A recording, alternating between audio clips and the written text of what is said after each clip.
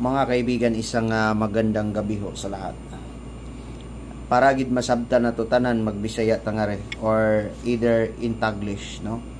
Kasi be careful, no? Lahat ng may mga bata ho diyan, mga kabataan ho natin in younger generation ho natin, mga kaibigan, kailangan natin i-guide yan lahat, no? Kailangan na ato silang manmanan sa ilahang ginadula, especially on the internet, no? Yung tinatawag na mga Minecraft, no? Ganon, mga kaibigan.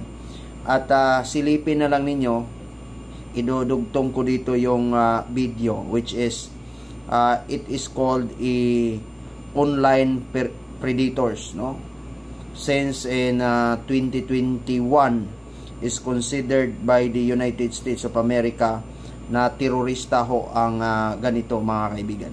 It is the group in which tinatawag po itong digital cult, no, mga kaibigan, na kung saan ito po ay tinatawag na grupo ng tinatawag na 764. Pag ganun po ang maririnig ninyo at makikita ninyo sa ganung makikita sa mga anak ninyo, be careful na kung saan ay anuhin na ho ninyo.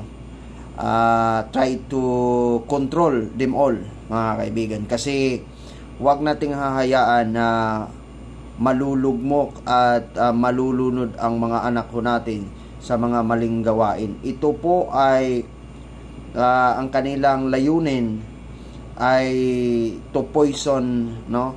Lasunin ang utak ng mga kabataan. Ang target po nito is mula 8 years old to 17 years old. Even yung mga matatanda na ho, mga kaibigan. To become a human in cruelty, animal in cruelty, and many others, mga kaibigan. May mga ritual ho ang mga batang ito, kasi bata po ang nag-founder nito, mga kaibigan. Ngayon lang kayo makaririnig ng grupong 764. Tinatawag ho itong online predators, mga kaibigan.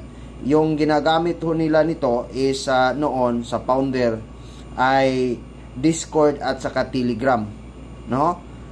Mayroon tayong tinatawag na Discord Evil cult, mga kaibigan.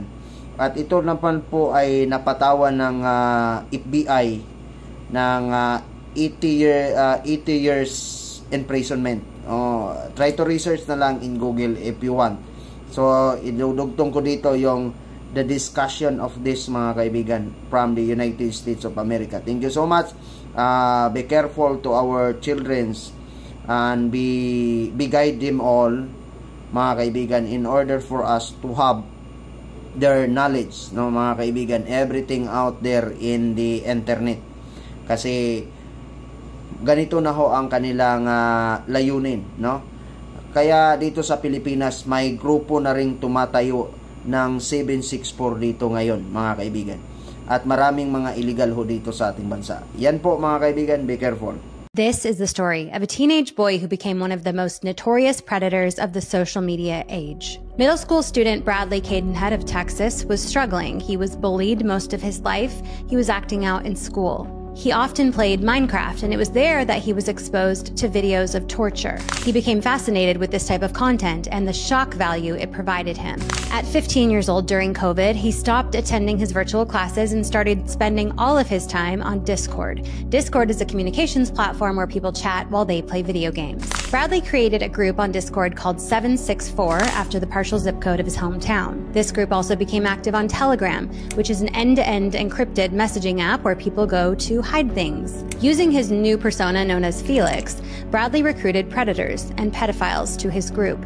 His goal was to prey on children. He started to convince kids to share explicit images, then blackmailed them into cutting themselves or even harming family pets. In one exchange, Bradley pressured a 10-year-old girl to send nude pictures of herself. He encouraged another user who had survived a suicide attempt to try it again. He collected and regularly posted child sexual abuse material across the platforms. And did he get kicked off Discord? Yeah, hundreds of times, but he just created a new account and logged back in. Discord does a terrible job of keeping predators away. They largely rely on user reports instead of proactive content monitoring, and they don't restrict accounts per device. This activity finally caught up with Bradley after his local police received 58 separate reports showing that CSAM had been uploaded to Discord by someone in town. Police found Bradley in possession of images with his username carved into their bodies. This activity had gone on for years on Discord, Telegram, and Minecraft before he was finally arrested, and Bradley is now serving 80 years in prison. At Bradley's sentencing, it was stated that he doesn't know where the internet ends and real life begins.